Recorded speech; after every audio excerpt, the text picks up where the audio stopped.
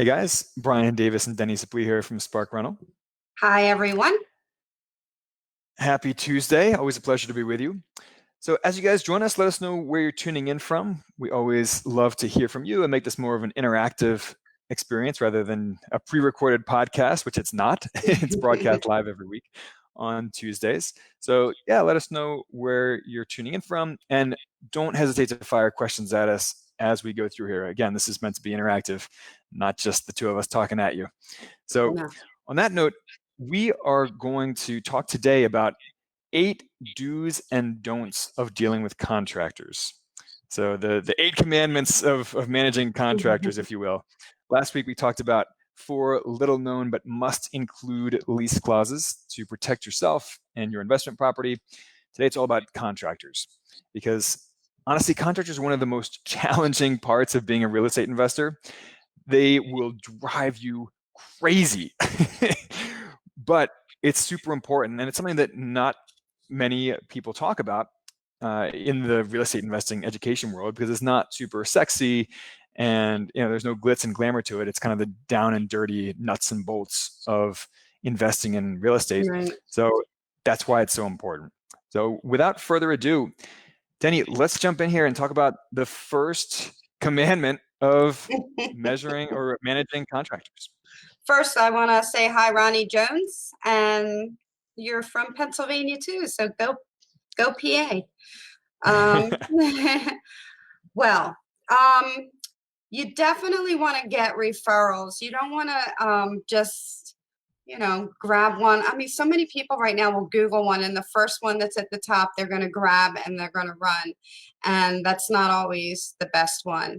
So you definitely want to check these contractors out thoroughly. And that means that check their reviews out, because reviews do mean something. And the best way is to get a referral for them. So find somebody that that's either another real estate investor or a realtor, or somebody who deals with them on a regular basis, because they're going to have the ins and outs on who's good and who's not.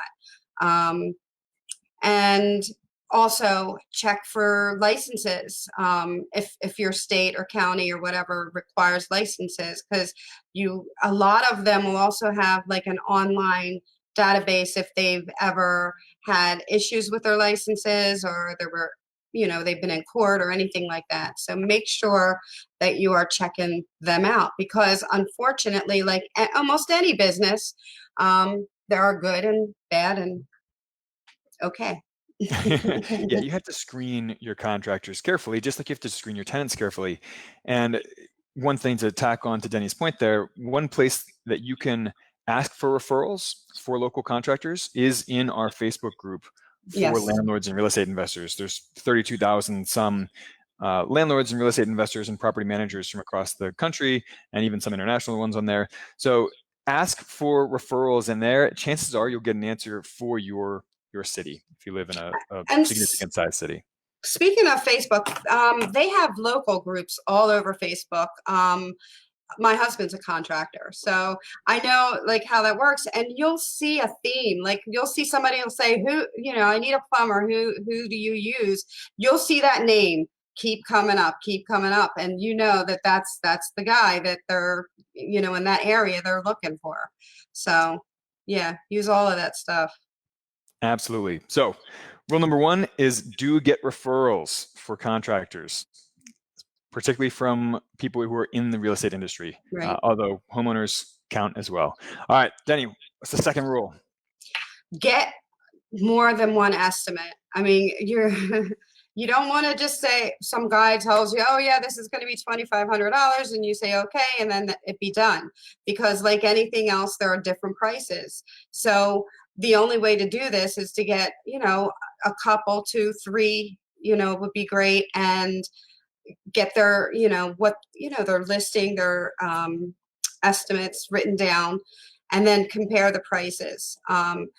Know right now that especially right now, contractors are super overbooked and busy, and if you want it done quicker, you may have to offer more money. But check across the board, get estimates, prices. Don't just accept the first one that you hear.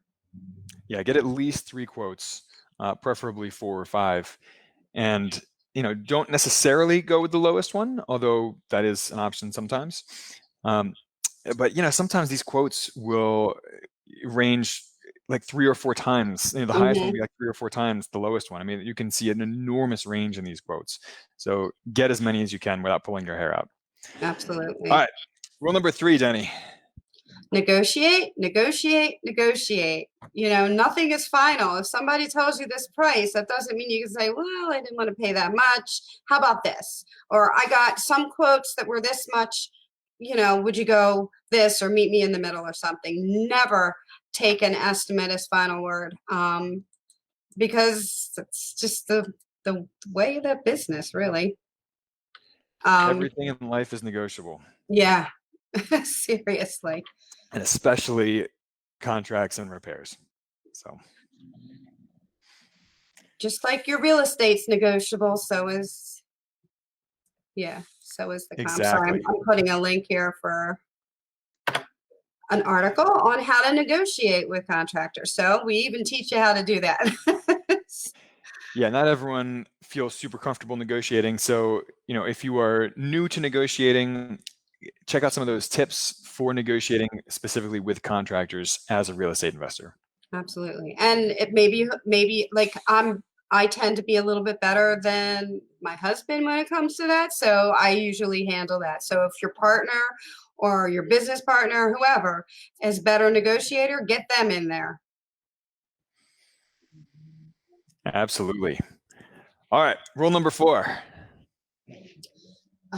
I have heard such nightmares about this. Do not give full payment. It's first of all, if a contractor asks for full payment up front, there's a problem right there. Um, and that's even if they're referred. It's a red flag. Nobody, yeah, it is. So, yeah, that's just pretty cut and dry. Don't do it. You can give them 10%. Some of them will ask for half, but never give a full payment.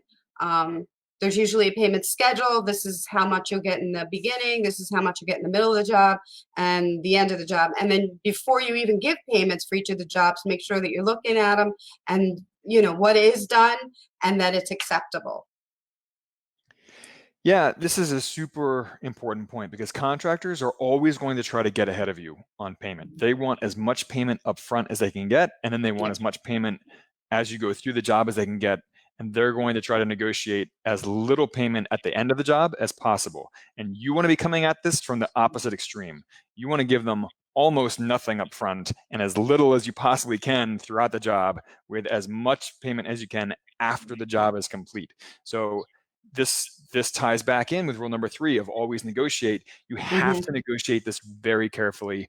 Do not let contractors get ahead of you because they're going to try to do that. And that is a recipe for them walking off the job if you pay them too much money too early in the process. Yes. And I'm telling you, I have heard story after story, and I just look at recently somebody I know said that thousands they gave, and now the guy's gone. And I'm like, well, you can't pay up front like that. You just don't do it. You Yeah, just don't do it. And Ronnie says that negotiating is a good one, but it is harder when they are booked. And no you're right. question. You're right. And again, my husband's a contractor, and I see, he works with a lot of other contractors in what he does, and they are booked solid right now. So negotiating may take a back seat if you need something done in an emergency, as an emergency, or maybe wait if it is if it is not an emergency. Can't talk. All right. Rule number 5. Permits, good old permits. Don't assume you don't need a permit, because you're usually wrong, because townships like you to have permits, or localities. No, they want their Um, money. Yeah. And you know what? Your contractors, they're not responsible. So if they tell you, oh, you don't need a contract for this, don't take their Permit. word for it. I'm sorry. Because if there's hefty fines, if your township zoning officer comes walking on your property and sees all this stuff being done and asks, where's the permit? Not only that, not only will you get fines, but you could end up having to scrap what you're doing, which is another cost. So check your township, see if you need a permit. Don't take their word for it. More often than not, a permit is needed. Yeah, you got to do your own homework when it comes to permits. Yeah. All right, rule number 6. Make sure you read your contracts and the fine print. So many people don't do this, and I'm somebody who does. I read through contracts. So often you'll hear the old, "Oh, that's just the small print. It's in all of them. Don't worry about it." But that's not the case. You should really be reading your contracts. With contractors' contracts, say that 10 times. There are usually build-ins in there. A lot of things come up like due to unforeseen circumstances. A big one I see, especially, again, in my husband's business is rock. He's a excavator and they hit rock. And it's hard to tell if there is rock there, but you want to know, like, what does this mean? Is it going to cost you more? Or so ask questions, read your contracts, know what happens if they don't make it on time, what happens if a part's not available, the whole 9 yards. So make sure you're reading the contracts and ask questions. Absolutely. And our next one is about, don't just assume that this work comes with a warranty or a guarantee. It's not like buying a washer. Usually a good contractor, if you notice something is wrong and you let them know, they'll do their best to try to correct it. However, they're not all like that. And you could hear excuses such as, well, that was there and I did my best. That was the best, I could do with what I had or whatever. So don't assume that you have this in place, which is one of the reasons why you want to make sure you hire a good, knowledgeable, reputable contractor, because they're going to do good work and then you're not going to have to worry about this as much. So definitely, and the other thing is keep track of all the communications with your contractors. So if there is something that isn't done properly, you have that as a frame of reference for anything later. Yeah, absolutely. Yeah, do not assume that there is a warranty in place. Ask. Always ask about it. What happens if the work that they do falls apart? Yes. Or if they, whatever the work is, make sure that you ask what kind of warranty is in place. Absolutely. All right, Deni, the final rule for managing contractors. Know some of the stuff yourself. We teach property management for those who are getting or going to be investing in real estate. And the same goes with learning some common repairs. And that doesn't mean getting in there like I can't fix a toilet, but I do know some of the common terminology.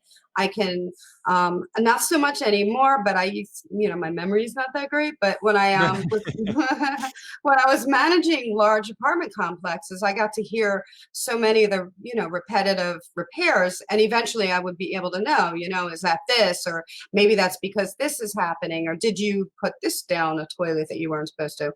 And so the more you know, the better off you are able not only to deal with contractors, but realize what kind of contractor you might need and maybe not need one at all. So, especially things like, toilet stuff and things like that. You want to try to get to know as much as you can. And I'm also going to throw a link in for some of the common landlord repairs so you can get used to seeing what those are.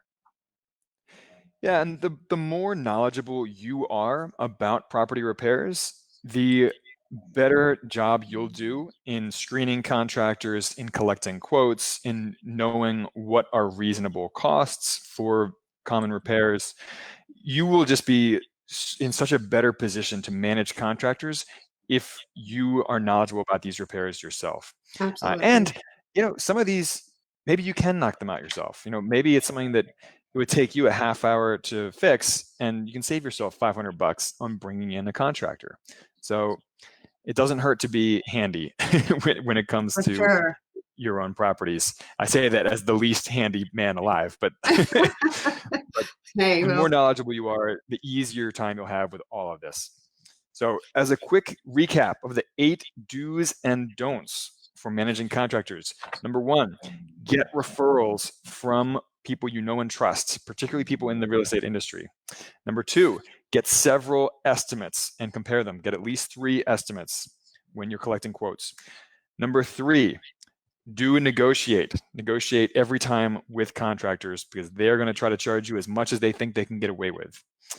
Number 4, do not give full payment until the project is completed and you have verified that with your own 2 eyes. Do not let contractors get ahead of you. Number 5, do not assume that you don't need a permit because you might need a permit, even if the contractor tells you you don't. You are the one who's ultimately on the line for the fees and penalties for permits if you don't get one, and you should, not the contractor. So, right. Number 6, do read your contracts and proposals thoroughly. Read all the fine print. It's not fun. It's hard on your eyes. It's boring as hell, but you need to do it if you're going to not get caught in a technicality and lose a bunch of money. Number 7, do not assume that there is a guarantee or a warranty in place. There may not be. You have to ask the contractors in plain English what exactly they're guaranteeing and for how long and what they will do to rectify any problems that they cause in the property. And finally, number 8, learn how to make some of these common repairs yourself. The more knowledgeable you are, the better position you'll be in to collect quotes and manage your contractors. All right, Deni, any final thoughts on this before we call this episode complete? Just that I just wanted to throw in there that if you're working on a property that you just got and you have, a lot of costs involved, you can always roll them into the mortgage in some cases. So that also Absolutely. helps. One other thought just to add in here. So next week, we are going to be hosting a webinar, free webinar with Fund and Grow. And what they do is they help real estate investors open up a series of unsecured business credit cards, usually between $50,000 and $250,000 in total credit lines. Those can be a great way to pay for renovations and property updates. So we will send you out to our mailing list and in our Facebook groups. We will send you a link to where you can sign up for that free webinar to learn how to open up all these unsecured business credit lines to pay for a lot of these repairs. We do have a couple of questions here before we wrap things up. So Ronnie asked, do you still offer personalized plans and advice? So we do. We have a course that we sell called FIRE from Real Estate, FIRE being an acronym for financial independence and retiring early. So with rental properties. So that course is available. It does come with a free half-hour strategy session with both Deni and myself. And you do get ongoing support with that course as well. And beyond that, we also offer a free course that you can take. It's 8 videos and they're all super quick. They're like 10 minutes a piece, but they're packed with information. So check out our blog page on our website to sign up for the free course if you're interested. And at the end of that, you'll have an option if you want to proceed on to the full FIRE from Real Estate course. We also have a question here from Sharon Ho. She says, any tips on partnering with a contractor? She says, for example, I get the bank loan, bring cash. So you get the bank loan or bring the cash and the contractor does the flip. And then the exit strategies when I would want to keep it as a rental. So a couple questions in there. So we'll try to keep those apart. I've seen that work out for people. You have to be really careful who you partner with, it's really true in any business, not just the real estate business. You really have to trust your partner. And so if you don't have someone specifically in mind already, someone that you know and trust based on years of experience with them, it doesn't mean you can't do it. It just means you have to be really careful about screening that partner. And if you do that, get a contract in writing with this person. And make sure that you're way protected in that contract. Yeah, absolutely. And B, I would start with a really small project to begin with and then work your way up as you build trust, because you're talking about hundreds of thousands of dollars here in total assets. So you really got to be careful to go slow with partnerships like that. And then as far as exit strategies, that's something you have to negotiate with your partner. That's really something you should negotiate before you buy any given property. If you think you're going to want to keep that property as a rental, then negotiate a price with the contractor beforehand and negotiate that exit strategy, rather than trying to do that on the fly after you've renovated the property.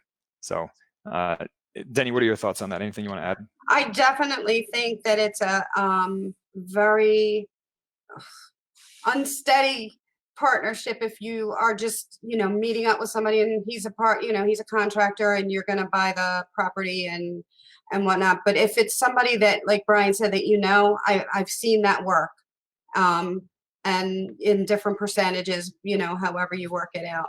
But just finding a contractor and saying, hey, this needs this, and this, why don't we partner up? You have 20%, I'll take whatever.